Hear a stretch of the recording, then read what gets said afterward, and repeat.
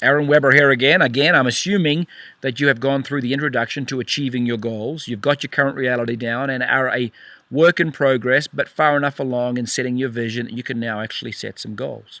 Now you have some context. Now you know where you're heading.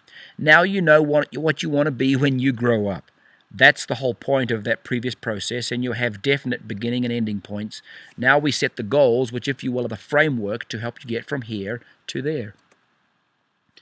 The goals are set within the context of where you're going. You've predetermined that. You know where it is. As you review that vision, memorize it, make it a part of your DNA, it becomes as known as your current reality as your brutally honest starting point. A bit of background. From a unicity perspective, I use the categories of health, freedom, and hope. For me, I have goals in health: my weight, my cholesterol, my triglycerides, a run time or a swim time or a triathlon by X. Freedom, I personify that in terms of economics. Not necessarily the same for you, but that's how I choose to do it because it's measurable. I want my check to be X by Y. I want it to be 2X by 2Y, whatever the case may be. And then hope. That's a difficult one to measure. But the way I personify that is, what's my rank at unicity? When am I to be director or sapphire or diamond or double diamond, triple diamond, crown diamond? Again, more easily measurable.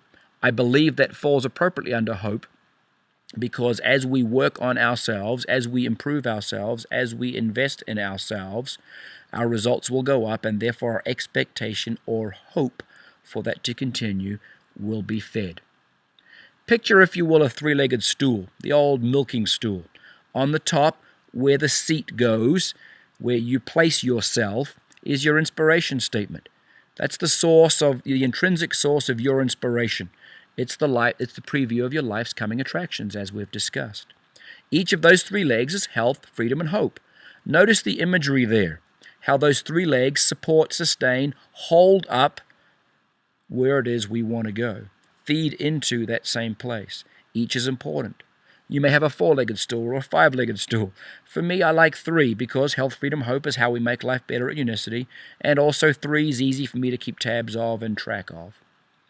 Now, this is where all your previous learned disciplines and cliches from goal setting come in. You want it written. You want it specific. You want it time specific. You want it measurable. All those good check-the-box things. I didn't mean to discount those previously, but during your vision step, that wasn't the place for it. Vision is devoid of all those measurement tools.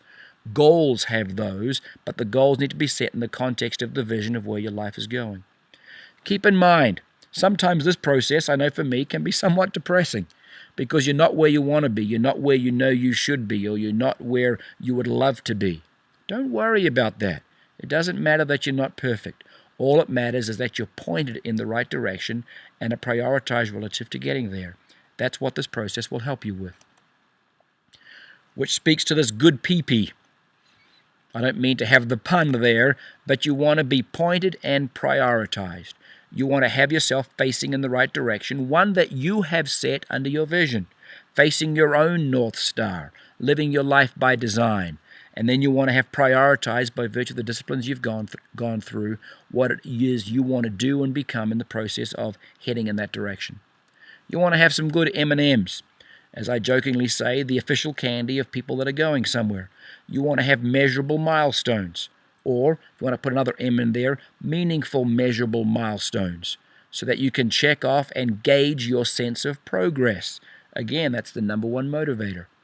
Make sure your goals are in context. Make sure they align up, support, undergird, and lift up your vision. Make sure they head in that same direction. Otherwise, you've got no alignment. Share your goals. Share them, maybe not all of them, but share them with those who can influence, who can be supportive, who can help hold you accountable, who can buy into that same process. Do the same thing with your vision statement where appropriate. Though be more careful with the sharing of that. Be more judicious there. You want to break them down into annual, quarterly, and monthly tranches. You want to have certainly an annual goal so you know where you're going. Your quarterly goals fall in context of that. In fact, are just a breakdown of your annual one, and your monthly goals are a breakdown of your quarterly goals. Again, alignment. You can see here that your monthly goal feeds into your quarterly goal, feeds into your annual goal, all of which heads you towards your vision.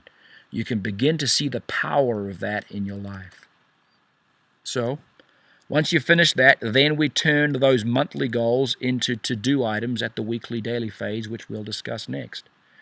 The main thing here is to have them. Know where you're going in terms of vision. Have your own context set for and by and on your own behalf. And then have goals that support and sustain and get you there. Review and teach this step with someone else. Now, go and do these steps, and then we'll get into the to-do items of the actual things you can do to go and achieve your goals.